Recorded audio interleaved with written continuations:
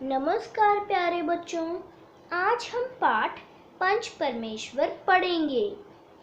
परिस्थितियाँ चाहे कैसी भी हों, मनुष्य को हमेशा न्याय का ही साथ देना चाहिए। उसे किसी के भी दबाव में आकर न्याय के पथ से नहीं हटना चाहिए। प्रस्तुत कहानी में जुम्मन शेख और अलगू चौधरी ने मित्रता तथा शत्रुता की परवाह न करते हुए न्याय का ही साथ दिया। जुम्मन शेख और अलगू चौधरी में गाढ़ी मित्रता थी। उनकी साझे में खेती होती थी। दोनों को एक दूसरे पर अटल विश्वास था। जुम्मन जब हज करने गए थे तब अपना घर अलगू को सौंप कर गए थे। अलगू जब कभी बाहर जाते तो जुम्मन के भरोसे अपना घर छोड़ जाते थे। जुम्मन शेख की एक बूढ़ी मौसी थी। उसके पास थोड़ी सी मिल्कियत थी। मिल्कियत यानी संपत्ति, प्रॉपर्टी, या हम जमीन भी कह सकते हैं, परंतु उसके निकट संबंधियों में कोई न था। जुम्मन ने लंबे चौड़े वादे करके वह मिल्कियत अपने नाम लिखवा ली थी। जब तक संपत्ति की रजिस्ट्री न हुई तब तक मौसी का खूब आदर सत्कार किया गया, पर रजिस्ट्री की मुहर ने इन खातिरदारियों पर भी मानो मुहर लगा दी। अब बेचारी मौसी को नित्य ही कड़वी बातें सुननी पड़ती और अपमान सहन करना पड़ता था।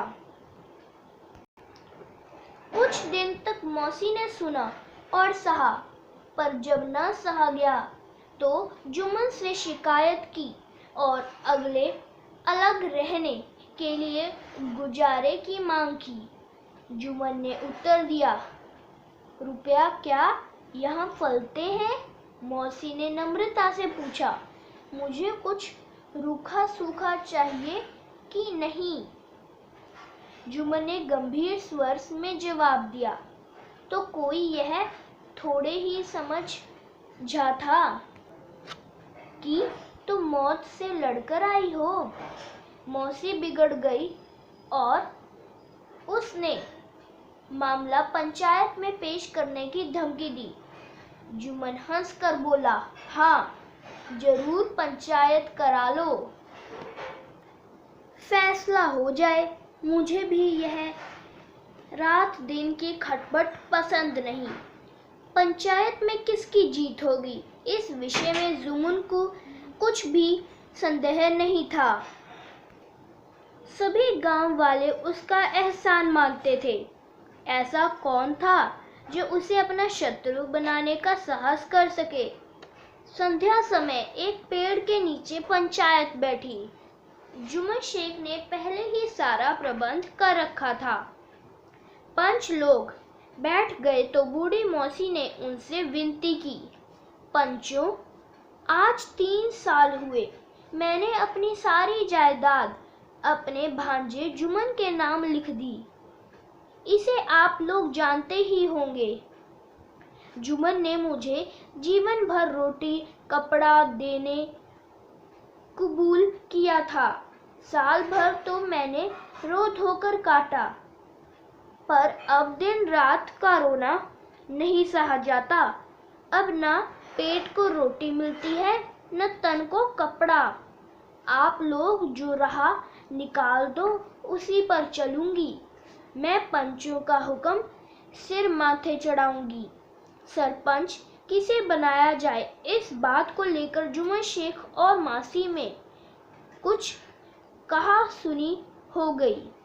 मौसी बोली, खुदा से डरो, पंच न किसी के दोस्त होते हैं और न दुश्मन, और तुम्हारा किसी पर विश्वास न हो तो जाने दो। अलगू चौधरी को तो मानते हो, मैं उन्हीं को सरपंच बनाती हूँ। जुम्मन शेख आनंद से फूल उठे, परंतु भावों को छिपाकर बोले, अलगू चौधरी ही सही, मेरे लिए जैसे रामधान मिश्र वैसे अलगू।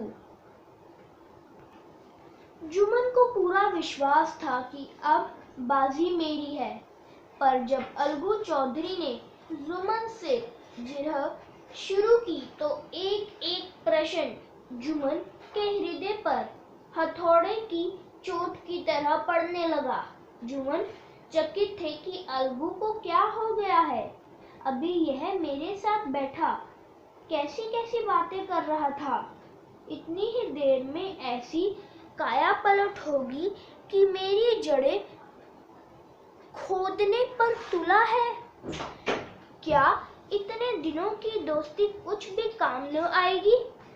अलगू ने फैसला सुनाया। जुमन शेख, पंचों ने इस मामले पर विचार किया है कि मौसी को महावर खर्चा दिया जाए। बस यही हमारा फैसला है।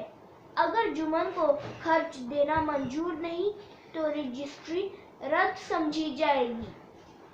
इस फैसले ने अलगू और जुमन की दोस्ती की जड़ें हिला दी। वे मिलते जुलते थे, लेकिन वैसे ही जैसे तलवार से ढाल मिलती है।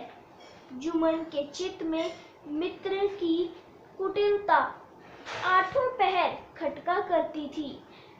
अब वह यही सोचता कि किसी तरह बदला लेने का अवसर मिले। ऐसा अवसर जल्द ही जुमन के हाथ आया। अलगू चौधरी बटेसर से 2 बैलों की एक बहुत अच्छी जोड़ी लाए थे।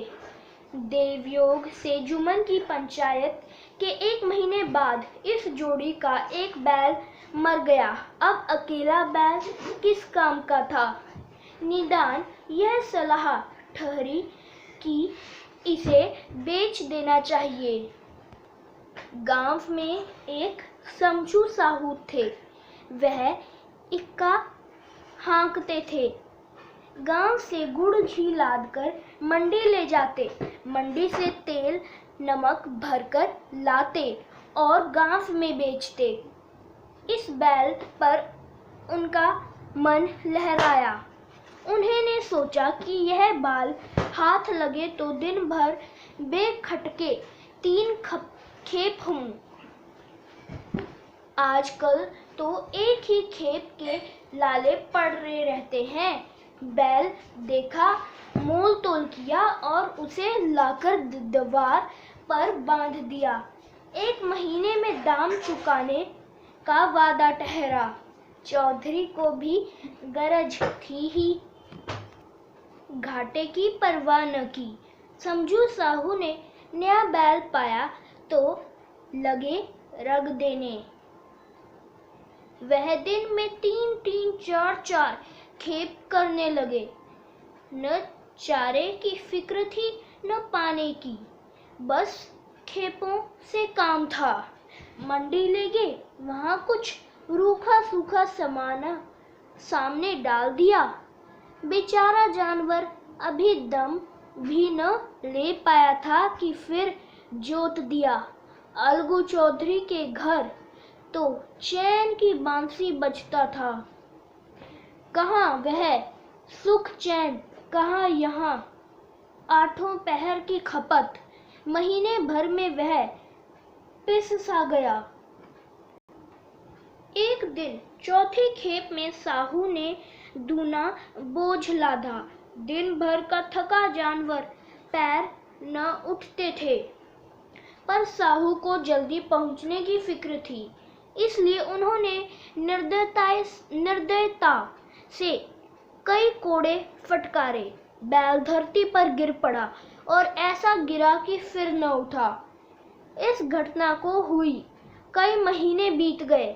जब अलगू अपने बैल के दाम मांगते तब साहू और साहूवाइन दोनों ही झल्लाए हुए कुत्तों की तरह चढ़ बैठते और अंट शंट बकने लगते।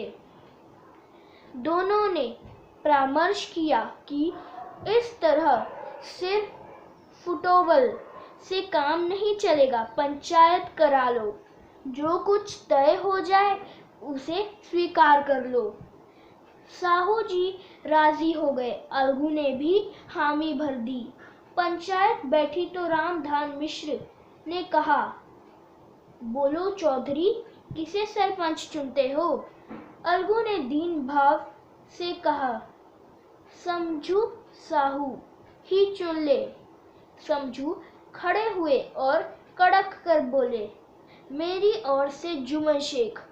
जुम्मन का नाम सुनते ही अलगू चौधरी का कलेजा धक धक करने लगा, मानो किसी ने अचानक थप्पड़ मार दिया हो।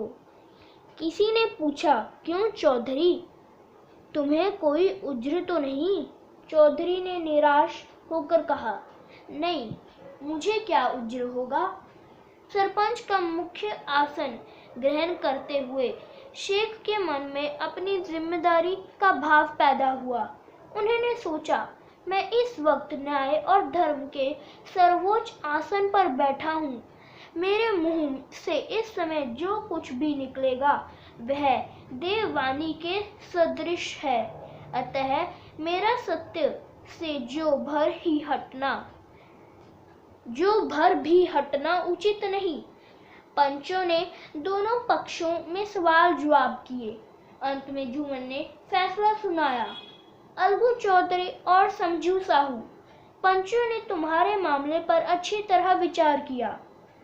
समझू के लिए उचित है कि वह अलगू को बैल का पूरा दाम दे। जिस समय उन्होंने बैल लिया उस वक्त उसे कोई बीमारी नहीं थी। बैल की मृत्यु केवल इस कारण हुई कि उससे कठिन परिश्रम लिया गया और उसके दाने चारे का कोई प्रबंध नहीं किया गया। सरपंच का फैसला सुनकर अलगू चौधरी फूले न समाये और खुशी से उनकी आंखों में आंसू छलक पड़े। पंच परमेश्वर की जय। इसके साथ ही चारों ओर ध्वनि हुई, पंच परमेश्वर की जय। जुम्मन शेख सरपंच के आसन से उठे और अलगू चौधरी को गले लगा लिया। दोनों ऐसे मिले जैसे बरसों के बिछड़े मिल रहे हों। मुंशी प्रेमचंद। धन्यवाद दोस्तों।